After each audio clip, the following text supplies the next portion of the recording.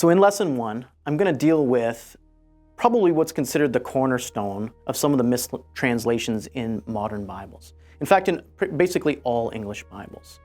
There's this cornerstone where Jesus, or Rabbi Yeshua, you'll hear me call him, he's got this impression or this reputation that he is, countering the law of Moses, countering the things that the Pharisees are teaching. And it comes across to teach, or to lead as if he is some other type of Messiah that the Jewish people were not prepared for. So in that, we're going to deal with some scriptures here that deal with him and the Pharisees and what I would consider a cornerstone piece of the translation that's going to mislead further translation errors. Let's dive right into it.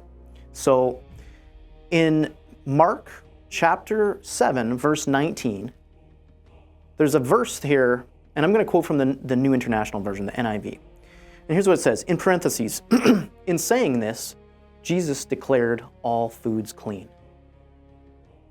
So it's not obvious, and in different translations you're going to see that this verse or this sentence is handled in different ways.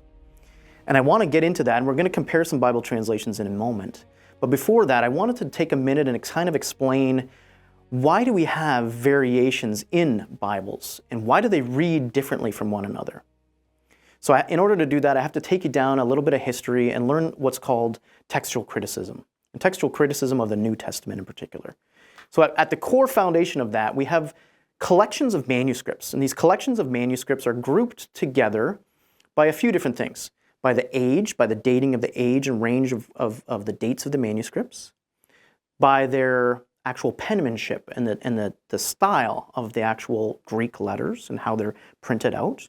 And then even they have certain tells about a geographic location where they were found and where they might have had a more awareness of a particular geographic location. And in textual criticism, there's a science about splitting between one manuscript and another and being able to group them together. Some of those who have been maybe Bible students and stuff like that, you might know some of this, but I need to go through it. So primarily there's 3 text types. A text type is a group of manuscripts, like I was saying, of a particular style and or a particular age group and or also a particular geographic location. So the 3 that are most popular is the Alexandrian text type. It's known as the most ancient text type. Its manuscripts are anywhere from around the 2nd century AD all the way up to the 5th century AD, consisting of the most ancient manuscripts. In that, we'll find, some really popular Bibles that use that, the NIV, the New American Standard Bible, the ESV, and the Christian Standard Bible, considered very accurate Bibles in a modern era. The second one is called the Western text type. And it's a little bit older. It ranges from around the 3rd century AD all the way up to the 9th century AD. And it's from, in northern Africa and up into Syria area. The third and probably the greatest and most popular one is called the Byzantine text. And it's the largest, it's called the majority text. It's also called the Textus Receptus. It's the core group of manuscripts that have used for probably the most and the most number of Bibles and the oldest Bibles, things like the King James, the New King James, the Tyndale Bible, Coverdale, and Geneva Bibles. These are all the old Bibles from the 15th, 16th, 17th centuries. The thing with the received text or the majority text is that it's also the latest group of manuscripts. The earliest manuscripts are from the 5th century, and some of them all the way up until the 16th century. So as you can see, a critical analysis of these different types of manuscript groups is really important as things change, people change, empires change. So the portion I wanted to talk about is that in saying this, Jesus declared all foods clean. That in some of the oldest manuscripts actually exists in the margin. So it's like as if you could read the manuscripts and a scribe took a note while he was copying. Copying manuscripts was a big business back in the ancient days, and somebody might have wrote in the margins this, and therefore he made all foods clean. As we see the progression and the different types of text types that are put in use in translations, we're going to see how they're differently placed in the Bible. So why don't we go over to that? Let's read these different Bible translations, and you'll see for your own eyes exactly what it looks like. So I'm going to deal with Greek translations into English, Aramaic translations into English, and we can see both of those and how they actually compare. So the Apostolic Bible Polyglot, it presents this verse without any parenthesis. So what that means is they've taken this margin note and they've moved it right into the body of the text as if it was part of the original words of Jesus. You can tell me why that might be controversial or something that we should at least be made aware of as the reader, right? And they just say, for it enters into his heart, but into the belly and into the bowel it goes forth, cleansing all the foods. You can see in this example, they make it sound like it's part of the same sentence structure. Moving on to the Lamsa New Testament, this is an Aramaic translation into English, and they also remove the parentheses. So that's an evidence to suggest that both the Greek and the Aramaic, the Syriac, they share the same problem. So giving some evidence to suggest that they had a simultaneous or the same sort of root or parent. What do they say? Because it does not enter into his heart, but into his stomach, and then is thrown out through the intestines, thereby purifying the food. The original Aramaic New Testament, here's another one, and the same thing, no parentheses, because it does not enter into his heart, but his belly, and is discharged by excretion, which purifies all foods.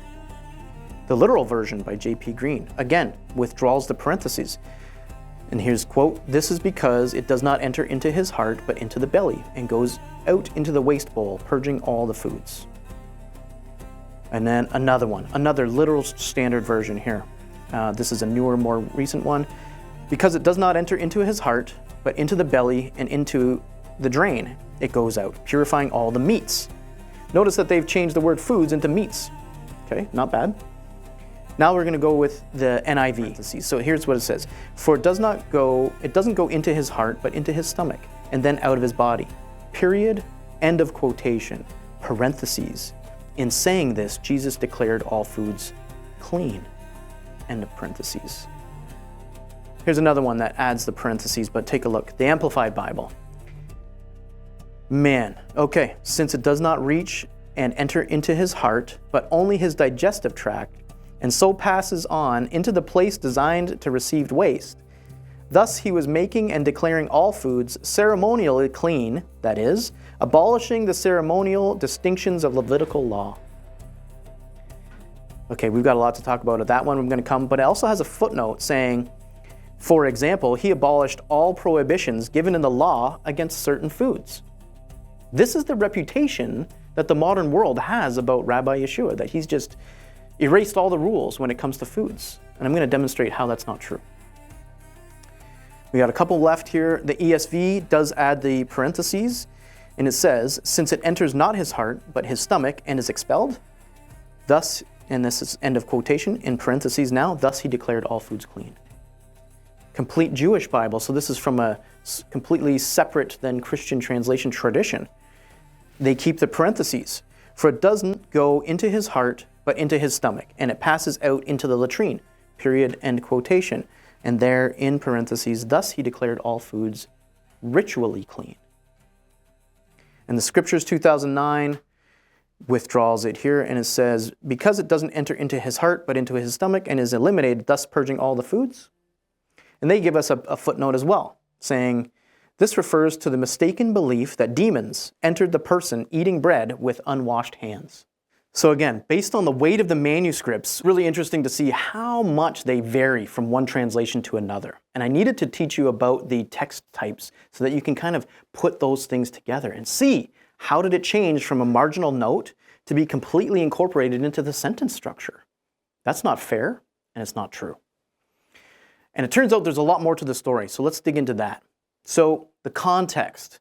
Whenever you're dealing with anything that is suspicious or has variations, you must establish the context. Always say to yourself like this, context, context, context. Let's read it. Mark chapter 7, verse 1 to 9. The Pharisees and some of the scribes who had come from Jerusalem gathered around Jesus.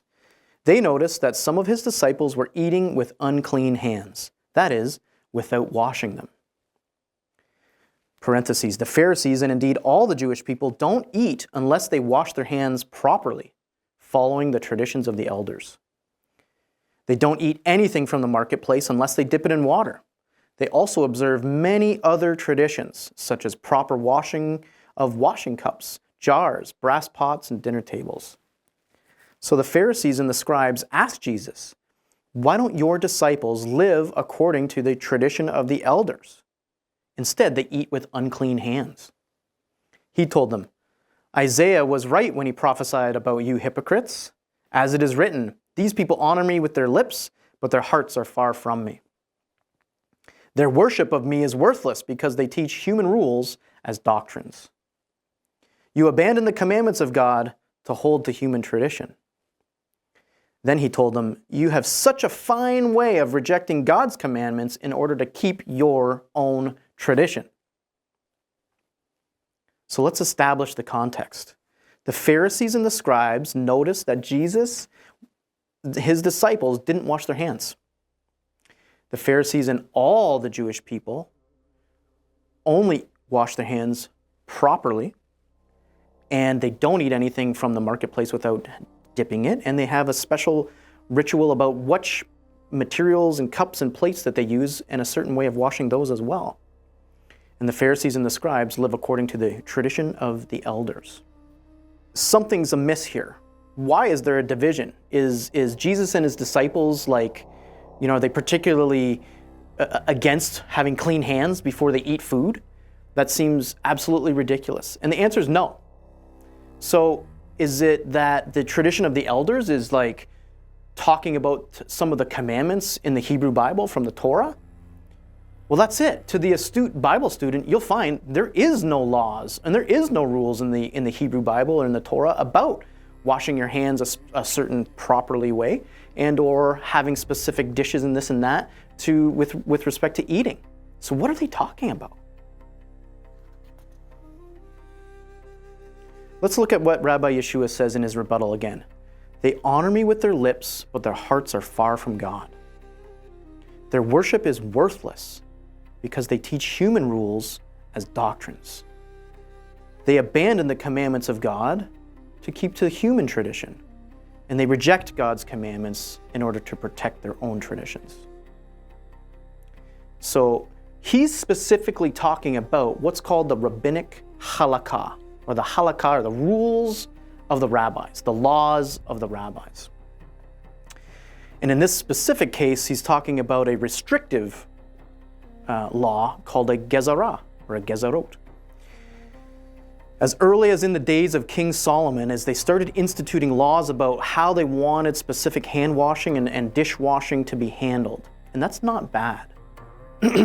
So, remember we dealt with the scriptures, and they had a footnote there where it says, this refers to the mistaken belief that demons entered the person, eating bread with unwashed hands. And guess what? It's true. So we're talking about an ancient people a very long time ago, pre-science.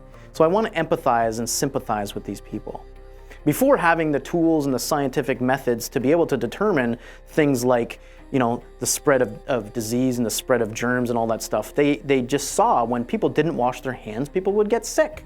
If people didn't wash the meats appropriately, people would get sick. And so this was an early form, I want to say, of pre-science, of just like a cleanliness. But it wasn't just that. Because if it was just that, you think Rabbi Yeshua and his disciples would have made this particularly strong discouragement about why they were having this conflict? Absolutely not. So it's not about just plain washing your hands. So in that, I want to actually quote from the Talmud, from the oral law and the oral traditions, and this is what the traditions of the elders are. They've recorded it, and we have it. Check this out. Let's read it. Shabbat 109a. A hand that frequently touches the eye causes blindness. A hand that frequently touches the ear causes deafness. A hand that touches the nose or mouth causes polyps. It was taught in a baraita that Rabbi Natan says, she is a liberated entity. This evil spirit that rests on one's hand before they are washed in the morning, and she refuses to leave until one washes his hands 3 times. Another, quote, an evil spirit on the hands and does not escape until the 3rd wash. Another, they said about Shammai the elder that he did not want to feed his children with one hand to avoid having to wash it. This prevented the children from eating during all of Yom Kippur. Due to concerns about the health and the suffering of his children, they decreed that he must feed them with 2 hands, forcing him to wash both hands. What is the reason that they also said in general that one must wash his hands before touching food? Abaye says, due to an evil spirit named Shivta, who resides on hands that have not been washed in the morning. Yoma 77b. Another Tanit 20b. Another custom of Rav Huna was that when he had a new medicine, he would fill a water jug with the medicine and hang it from the doorpost on his house, saying, all who need, let him come and take from this new medicine. And there are those who say, he had a remedy against the demon Shivta that he knew by tradition, that one must wash his hands for protection against the evil spirit. This is establishing the context that there was some superstitions about cleanliness. And it wasn't just the superstitions, but it was also the rules of the rabbis. If they saw that you weren't washing your hands, using the approved cups and plates, and buying from the approved people in the marketplace who weren't Gentiles, you weren't allowed to attend temple service. You weren't permitted into their group prayers. You weren't part of their religious thing. You had to be separate. And that's why Rabbi Yeshua was addressing them so harshly, because they were creating a segregation. So anyways, what is the real teaching actually about? It's very simple. Let's read it. In Matthew 15, verse 20, these are the things that makes a person unclean. He had just finished giving reasons why. But eating with unwashed hands does not make a person unclean. You see what I'm saying? So the rabbis were saying, if you don't wash your hands and say the special prayers, you are defiled before God. And that excluded you from any type of blessing or being able to approach God or being able to be included in God's people, which is absolutely wrong. The Pharisees and scribes objected to Rabbi Yeshua's and his teachings and his disciples, and they were, as simple as this may seem, to us, it was radical. These guys were rebels. They would have been like a group that was up against the establishment. But the point was, everybody knew what some of these rabbinic traditions were about and where they came from. What did we learn today? We learned that various text types of manuscript traditions have different readings between the different different manuscripts. And because of that, translators select different groups. And when they do that, they present certain differences of the underlying texts as within margins, within parentheses, or they remove that completely and just put it right into the mouth of Rabbi Yeshua. That's a key differentiator. And because of that, a misunderstanding of some of the traditions of the elders has led to this reputation that Jesus is undoing all the food laws of Leviticus and is essentially, shedding himself of any of his Jewish upbringing and any of the commandments of God. And I'm trying to demonstrate that he says the exact opposite, how their traditions stopped him from doing God's commandments. So why would he stop doing God's commandments? Until next time, folks, may your faith be strong, may your convictions be strong, may you also cleanse and purify your traditions and align yourself with a proper biblical understanding and practice. Thanks for coming. Amen.